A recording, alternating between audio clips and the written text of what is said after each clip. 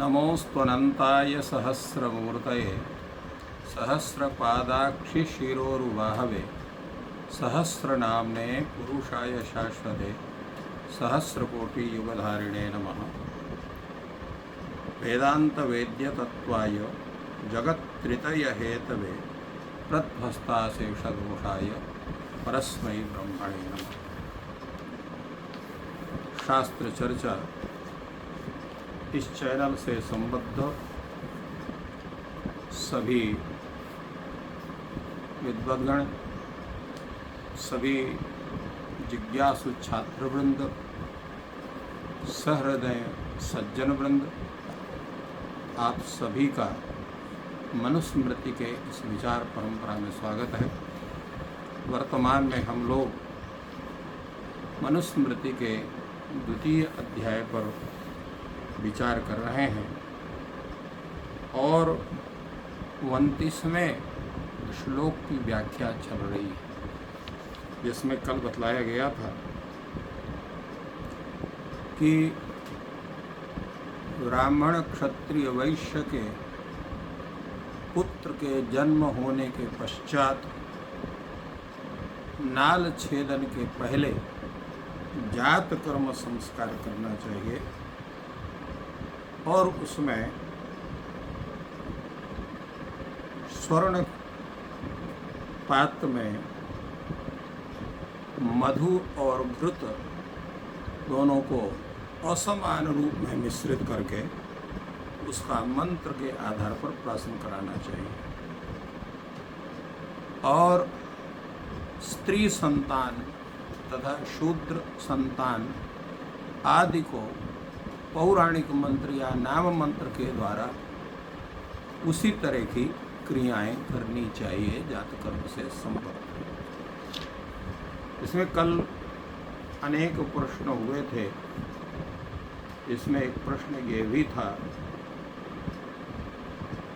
कि यहाँ पर पुत्र संतान का ही हो, अन्य का ना हो, द्विजाति का हो, द्विजातीतर, द्विजाति से इतर का ना हो, इसका समाधान अभी हमने किया कि समंत्र अर्थात वेद मंत्र के द्वारा ब्राह्मण क्षत्रिय वैश्य के पुत्र का ऐसा संस्कार होगा, ब्राह्मण क्षत्रिय वैश्य के कन्याओं का और शूद्रादि के कन्या तथा पुत्र का सभी का पौराणिक मंत्र या नाम मंत्र के द्वारा उनकी संपूर्ण क्रियाएं होंगी।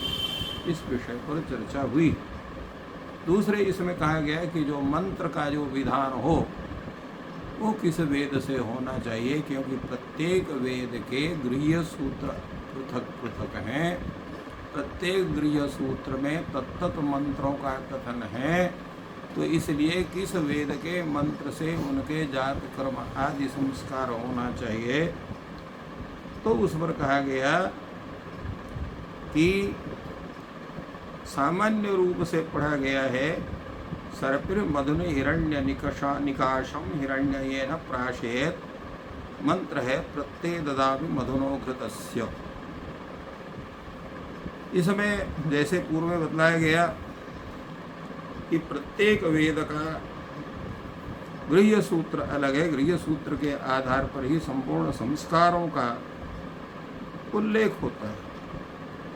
तो इसलिए जिस व्यक्ति का जो वेद है उसी के अनुसार उसके उस गृह्य सूत्र में कथित मंत्रों के द्वारा यह जात कर्म संस्कार करना चाहिए। ऐसा नहीं है कि किसी वेद के आधार पर है उसका दूसरे वेद के हो जाए, क्योंकि कुछ लोग ऐसे भी, और पूर्व में ऐसा ही था, सभी चारों वेदों का अध्ययन करते थे, सभी चारों वेदों का पूर्ण ज्ञान करते थे, तो उनके यहाँ समस्या हो सकती है कि किस वेद के द्वारा उनके संस्कार किए जाएं। तो उसके लिए आचार्यों ने कहा कि भाई आपके चारों वेदों का अध्ययन करने का आपको अधिकार है, किंतु एक वेद आपका गोत्र के आधार पर मुख्य है, जिसके आधार पर आपका जो है संपूर्ण कृत्य अर्थात जो संस्कार आदि कर्म है वो सब किए जाएंगे।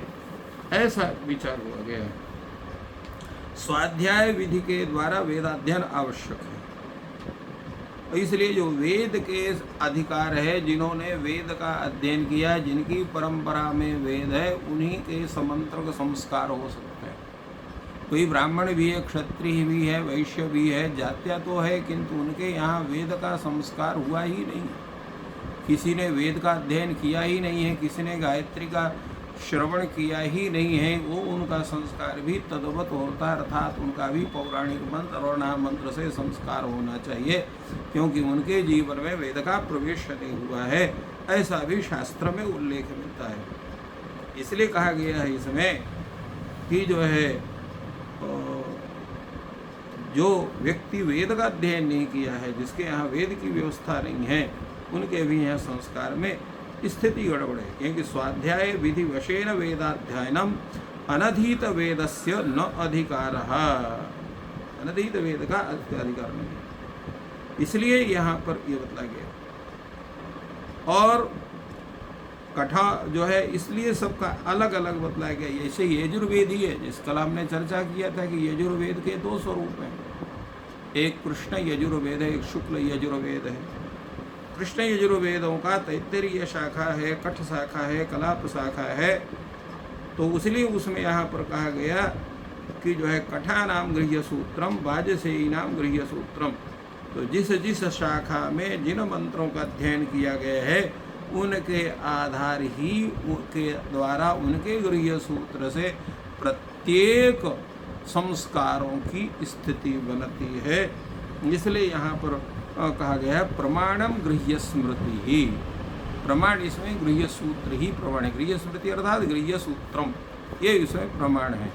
प्रत्येक जो है, जो हमारे संस्कार हैं, गर्भाधान से लेकर के और अग्न्याधान तक या अंत्येष्ट कर्म तक के संपूर्ण संस्कारों की स्थिति हुई है। दूसरे यहाँ पर जो कहा गया है कि पुंसा कहा गया, पुंसा को केवल संतान रूप ही क्यों न मान लिया जाए, सभी का किया जाए। तो उस पर कहा गया कि यहाँ पर जो है पुंसाम विजन बनाम पुंसाम त्रैवर्णिका नाम संस्कारित प्रकृतत्वेन संस्कार्यत्वेन प्रकृतत्वात् कहा गया। तो इसलिए इस आधार पर यहाँ कहा गया। दूसरे कहा गया कि जो है स्त्रियों के लिए आगे श्लोक है कि अमंत्रिका तुकारी स्त्रीणाम वृद्ध, अर्थात स्त्रियों का भी जो है और शूद्र आदि का भी उनका अमंत्रिका, मंत्रिका नाम वेद मंत्र भिन्न पौराणिक आदि मंत्रों के द्वारा उनका संस्कार होना चाहिए इत्यादि का वचन है। अब इसमें प्रश्न है कि अगर कोई नपुंसक है तो उसका भी क्या होना चाहिए, तो उसका भी तद्वत अर्थात पौराणिक मंत्र या नाम मंत्र के द्वारा उनका भी संस्कार होना चाहिए।